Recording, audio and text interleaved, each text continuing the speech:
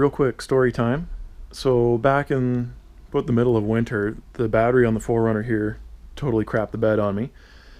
And I was about to run to the store and get a new one, and I thought, I don't have time for that. And then it just dawned on me that when I store the MR2 for the winter time, I pull the battery out of it, and I've got the battery literally sitting downstairs. And because of all the power drains on that car, I've got a fairly big sized AGM battery in it. And so I thought, well, I think that's going to have enough power to run the 4runner, and that's what I did. I swapped the MR2 battery into the 4runner, which is this bad boy right here. But now that the springtime is here, the MR2 kind of needs its battery to be able to come home, which, by the way, it's going to be back in here very soon. And same with the bike. So basically today I'm just swapping the MR2 battery back out and putting the new one for the 4runner in. Now you might be wondering, okay, so like what does that have to do with why my windows don't work on my 4runner? So here's the thing. Right there. The windows need to be normalized after you've disconnected the battery for a certain period of time. So basically your automatic windows are just going to stop working if you put a new battery in it.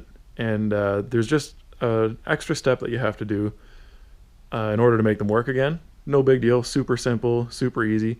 But we have to normalize the power window, the sunroof, and the rear window. You have to do each one of those separately. Just a quick thing, and they'll all be working again in no time. So first, let's get this battery out, put that one in, and then I'll come back and show you how to normalize everything. Okay, so through the magic of video, we've got the batteries swapped out, new ones in the 4runner, and for my fellow Canadians, these Motomaster AGM batteries you can get from Canadian Tire are awesome. These are seriously good stuff. I've been through like countless Optima red tops on my car, and then I switched to one of these and I haven't replaced it ever since. Like, these things are awesome. So fellow Canadians, get yourself one of those batteries. Americans, well, tough nuggies. I'm sure there's some kind of a similar option out there for you. I don't know what it is. So new battery is in, and now we got to normalize the windows. Get this crap out of here. Okay, now I'll show you the problem. Just throw the key in here.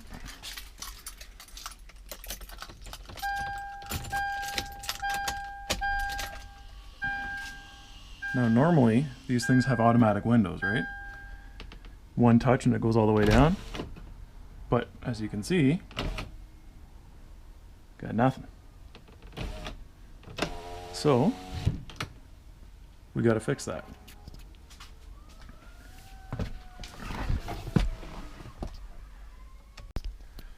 Okay, so let's start with the sunroof.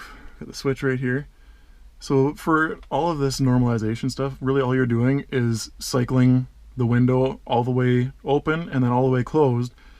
And you want to hold your finger on the button for like an extra second or so after it's closed, and that'll reset it. So you want to tilt it all the way forward and hold it. And once it drops down for a second there, then you should be good. So you close it. And now we're going to go all the way back. One touch, and it goes all the way back.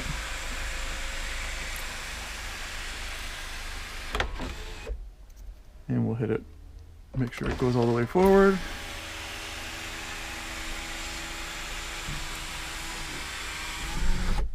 Okay, so now we've got to do the rear window because 4runners are awesome and the rear window goes down. Same idea. Hold it all the way down. And now, all the way back up. Keep holding it, and hold it for an extra second or so. Let off, and now, one touch, and it's going down on its own. Fixed.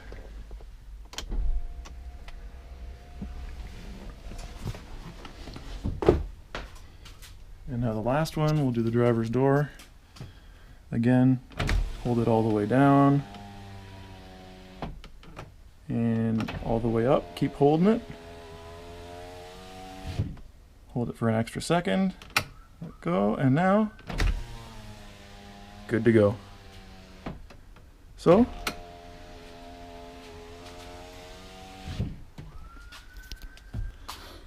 So that's how you fix the automatic windows on your 4Runner after you've disconnected the battery. No big deal, super easy. So I'm going to give this old girl a quick bath, and hopefully this helped you guys out. I'll catch you on the next one.